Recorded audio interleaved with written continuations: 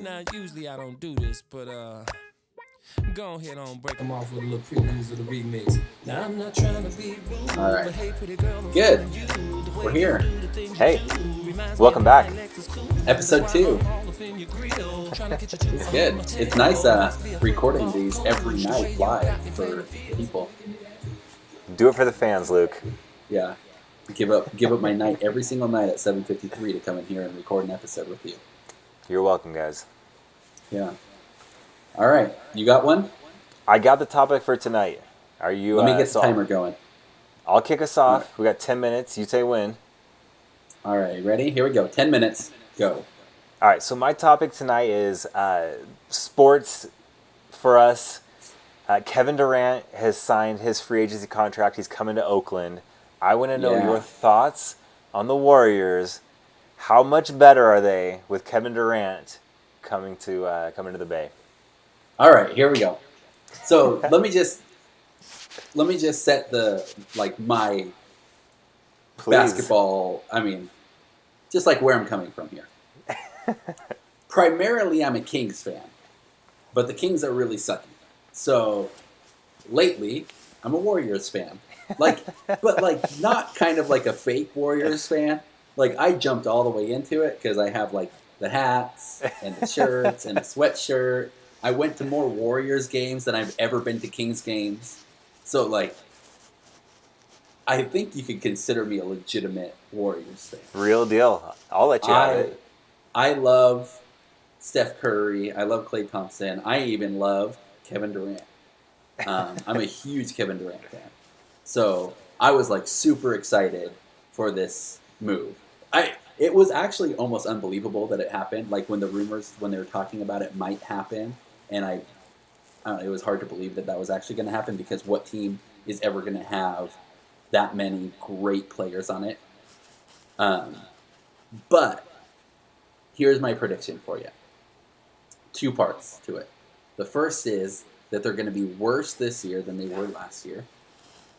And the second is that they will not win the finals. Those are 2 horrible predictions.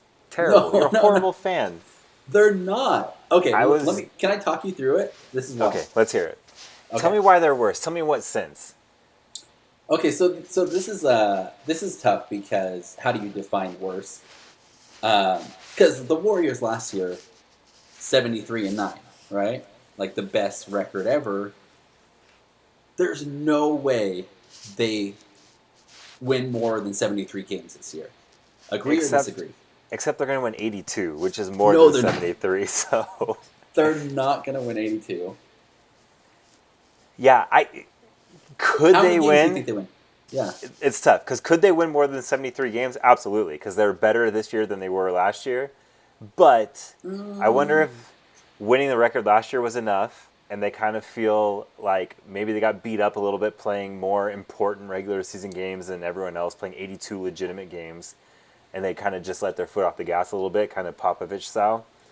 So I think they win less than 73 games, but I think it's by choice. I think they rest starters more this year.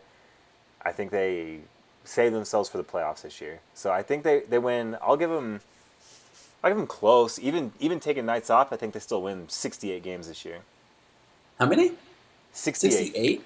Yep. 60. No, 68. I'm going to say 60-12. 60 That doesn't add up. That's 72. That's 72. That doesn't That's add the up. record. 72 wins. No, that doesn't work.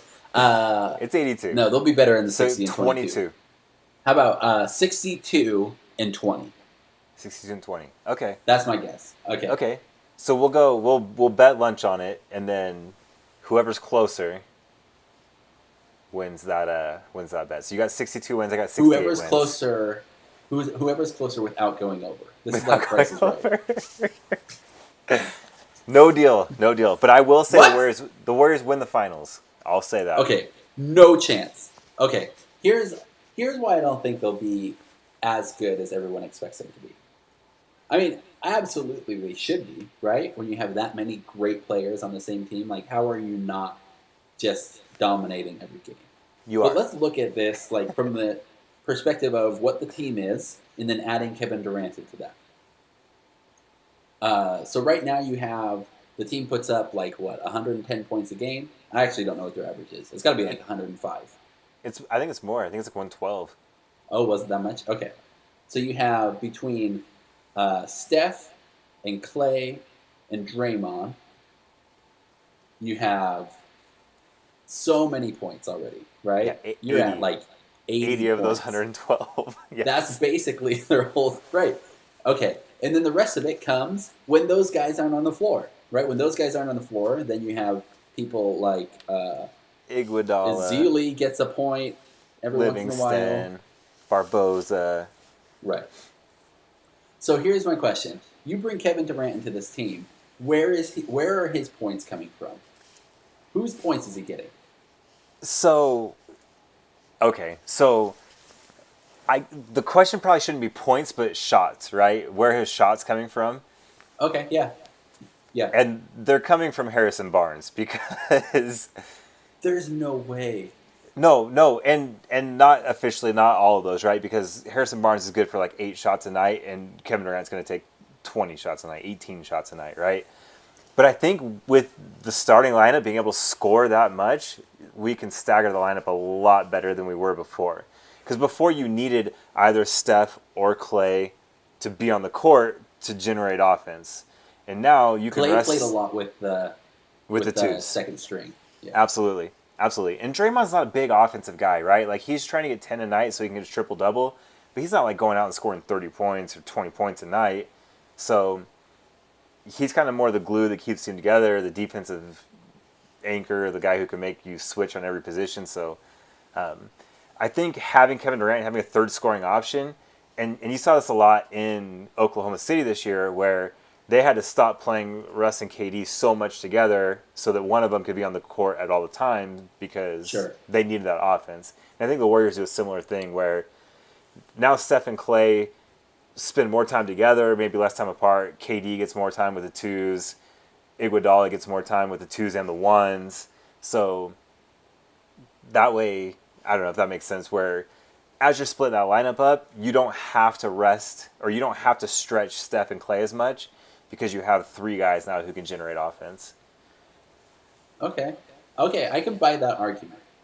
Well, let me paint this argument for you. Let's hear it. KD comes in to the team.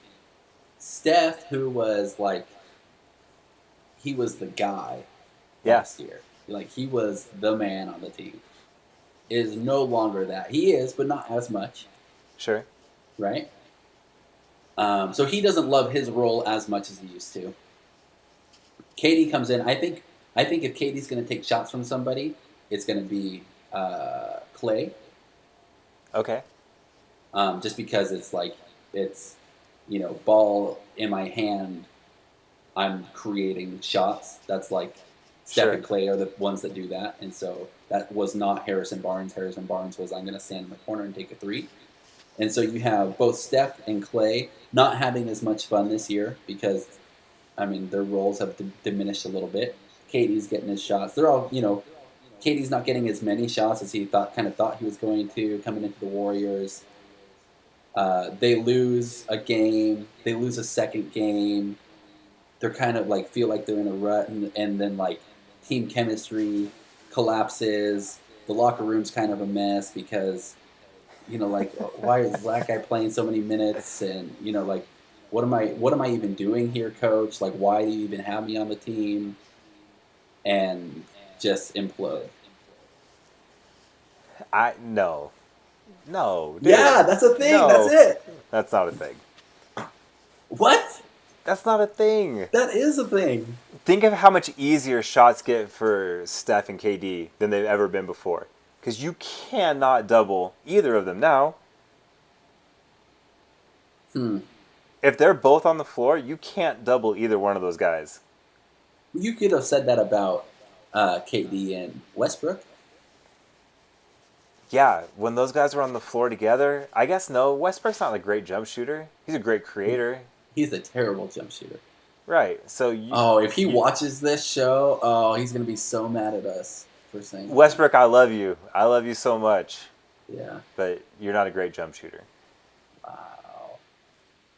call Yeah, out. so I think because before you could kind of force the ball to go one way or the other and not be punished. But I think if you leave either of those guys open, they're hitting shots. They're great shooters, all three of those guys. So, yeah. And on the other side of the floor, KD can switch 1 through 5. I mean, how good was his defense against the Warriors in the Western Conference Finals? He had like 3-4 blocks. Yep. No, he was good. He is good. I'm not saying KD's not good. I never made that argument. Okay, so here's the other part. Here's an argument that doesn't support my theory. Good. Oh, time's up. Never mind. No. Time's up. That's it. That's all we got. That's all we got. That's all we got. Okay. Well, join us again tomorrow for another stimulating conversation.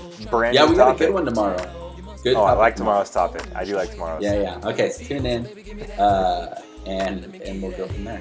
Thanks for joining us. Thanks, guys.